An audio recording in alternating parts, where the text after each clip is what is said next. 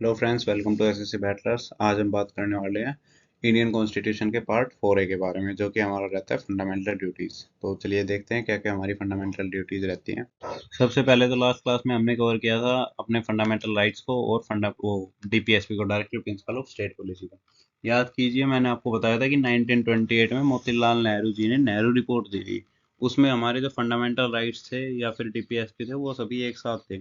लेकिन बाद में 1945 में जवाहरलाल नेहरू जी ने देखा कि हमारी कंडीशन उतनी अच्छी है नहीं कि हम दोनों को एक साथ अप्लाई कर सकें। तो उन्होंने तेज बहादुर सापरू कमेटी का गठन किया और इस कमेटी ने क्या किया, इनको दो पार्ट्स में डिवाइड कर दिया गया। पहला फंडामेंटल राइट्स और दूसरा डीपीएसपी। फंडामेंटल राइट्स जो थे वो जस्टिसेबल थे, डीपीएसपी हमारे नॉन जस्टिसेबल थे।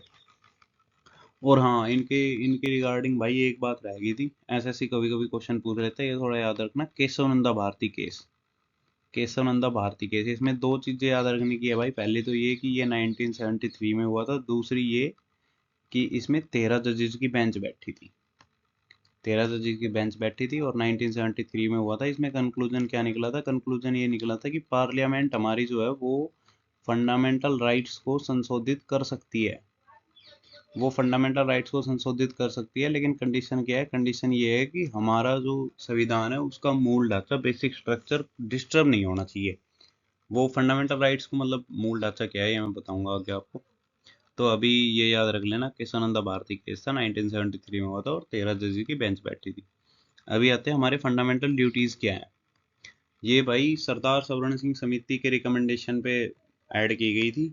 सरदार सवर्ण सिंह समिति ने टोटल 8 फंडामेंटल ड्यूटीज रिकमेंड की थी कि ये 8 फंडामेंटल ड्यूटीज हमारे कॉन्स्टिट्यूशन में होनी चाहिए। और क्या हुआ था कि इंदिरा गांधी जी की सरकार थी उस टाइम, और उन्होंने सिर्फ इसमें से 5 ही फंडामेंटल ड्यूटीज एक्सेप्ट की थी, बाकी 3 को रिजेक्ट कर दिया गया था और 5 अपनी खुद की ऐड की थी। 5 तो जो इन्होंने सरदार सवर्ण सिंह समिति ने जो रिकमेंड की थी उनमें से 5 ले ली और 5 अपनी खुद की ऐड की थी। तो टोटल 10 ड्यूटीज उस टाइम ऐड की थी। और कौन सी नहीं की, मतलब जैसे एक एक ड्यूटी थी इनमें से कि भाई अगर कोई फंडामेंटल ड्यूटीज को फॉलो नहीं कर रहा तो फिर उसको सजा मिलनी चाहिए। तो भाई उन्होंने रिजेक्ट कर दिया कि नहीं भाई, ये ऐसी कोई ड्यूटी नहीं होगी। तो टोटल 10 ड्यूटीज थी उस टाइम। ये हमारे संविधान में ऐड की गई 42nd कॉन्स्टिट्यूशनल अमेंडमेंट एक्ट 1976। इनको हमने रसिया से बोरो किया है या फिर हम कह सकते हैं यूएसएसआर से लिया है। और ये नॉन जस्टिसेबल है, मतलब वही जैसे। हाँ, लेकिन अगर इनके लिए भाई कोई सर्टन लॉ बनाया जाए ना तो ये जस्टिसेबल है। मैं जैसे बताऊंगा अभी आगे आपका एग्जांपल देके। टोटल हमारी 11 ड्यूटीज है, 10 तो मैंने अभी बता दी। 11th जो है हमारी वो 86th कॉन्स्टिट्यूशनल अमेंडमेंट एक्ट 2002 से हमारे संविधान में ऐड की गई। और ये ओनली इंडियंस के लिए एप्लीकेबल है। कुछ फंडामेंटल राइट्स भी हमने देखे थे जो ओनली इंडियंस के लिए थे, तो याद कीजिए कौन कौन से थे वो। तो भाई अभी बात कर लेते हैं फंडामेंटल ड्यूटीज की। जैसा कि मैं आपको पहले ही बता चुका हूँ कि ये किसी सर्टन लॉ से इन्फोर्स भी की जा सकती हैं। Part 4A of the Indian constitution में है और इनका एक ही आर्टिकल ऐड किया गया, आर्टिकल 51A, जो कि मतलब इसमें आर्टिकल 51A सब क्लोज ए से लेकर के तक हमारी 11 फंडामेंटल ड्यूटीज ऐड कर दी गई हैं। वैसे तो इनके लिए ट्रिक भी है, मैंने लास्ट में बता रखी है, लेकिन आप वैसे ही याद कर लो तो अच्छा है। अभी हम आते हैं आर्टिकल 51A सब क्लोज ए पे, मतलब हमारी पहले मौलिक कर्तव्य पे। ये क्या कहता है भाई? ये कहता है कि to abide by the constitution and respect its ideal and institution, the national flag and the national anthem. मतलब इन शॉर्ट बात ये है कि हमें कॉन्स्टिट्यूशन को फॉलो करना है, उसकी रिस्पेक्ट करनी है, नेशनल फ्लैग की रिस्पेक्ट करनी है और नेशनल एंथम की रिस्पेक्ट करनी है। अब भाई है तो ये फंडामेंटल ड्यूटीज, मतलब नॉन जस्टिसेबल है। अगर नेशनल फ्लैग की कोई डिसरिस्पेक्ट करता हुआ भी मिलता है तो फिर हम कोर्ट में जा नहीं सकते। लेकिन भाई इसके लिए एक लॉ बना दिया गया, एक सर्टन लॉ पारित कर दिया गया, जो कि है फ्लैग कोड एक्ट। ये ये एक्ट क्या कहता है? ये कहता है कि अगर कोई भी नेशनल फ्लैग की डिसरिस्पेक्ट करता हुआ मिलता है तो उसके खिलाफ आप कोर्ट में जा सकते हो और उसको सजा दी जाएगी।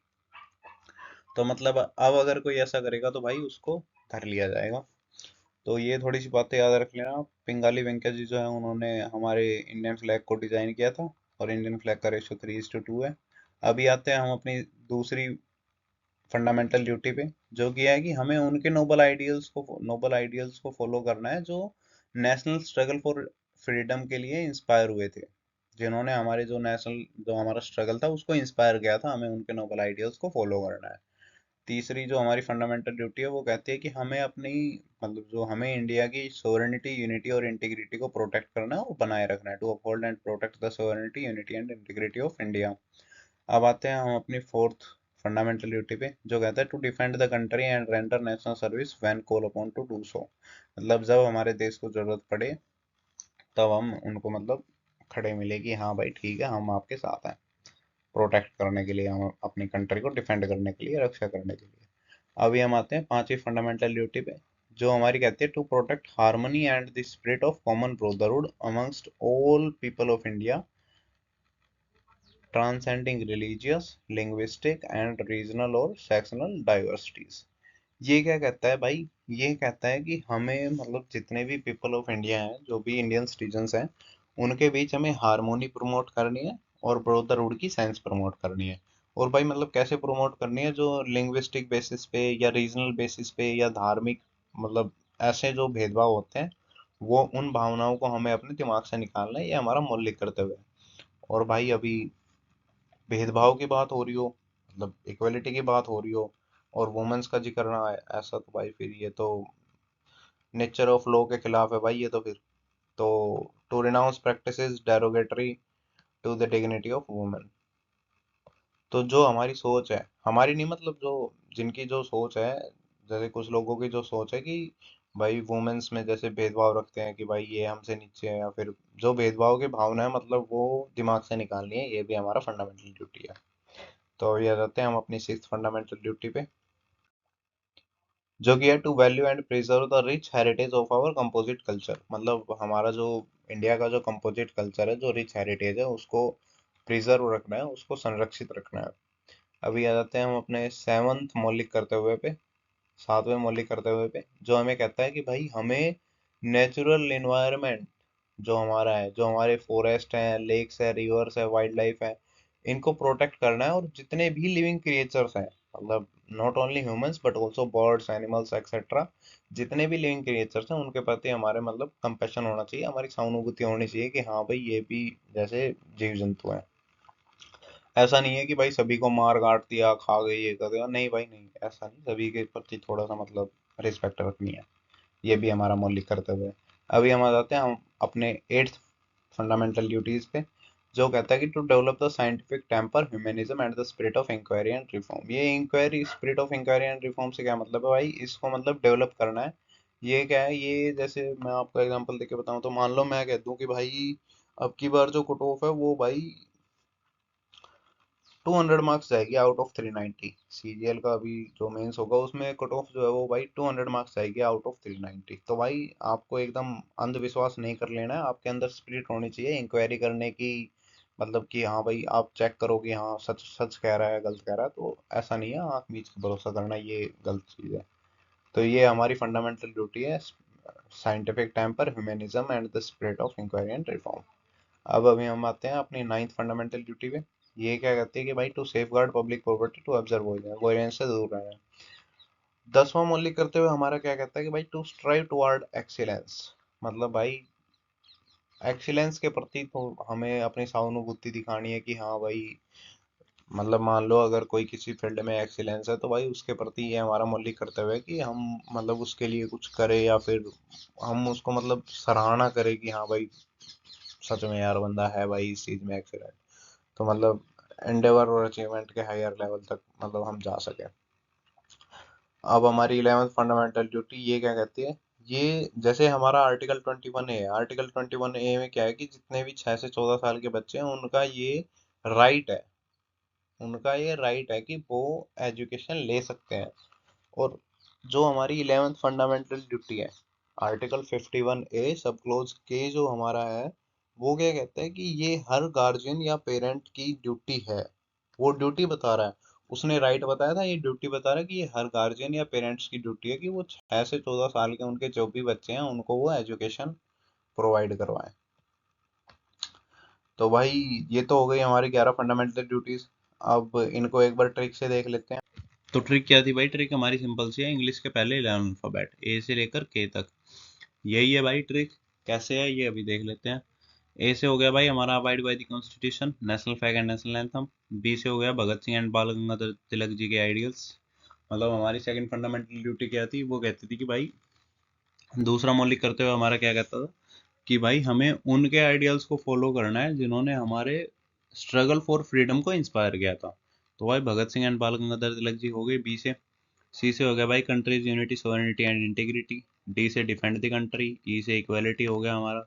सिक्स अल्फाबेट एफ से हो गया भाई फोर्ट्स। ऑफ भाई फोर्ट्स कैसे हो गया भाई, सिक्स फंडामेंटल ड्यूटी हमारी थी कि हमें अपने इंडिया के रिच हेरिटेज और कंपोजिट कल्चर को प्रोटेक्ट करना है। तो भाई फोर्ट्स एंड मोन्यूमेंट्स ये तो हमारे रिच हेरिटेज है भाई इंडिया के, उन्हें ही तो हमें प्रोटेक्ट करना और प्रिजर्व रखना है, संरक्षित रखना है। तो भाई एफ से हो गया फोर्ट्स। जी से हो गया भाई ग्रीन इन्वायरमेंट, मतलब लेक फॉरेस्ट रिवर्स को प्रोटेक्ट रखना। एच से हो गया भाई ह्यूमैनिज्म।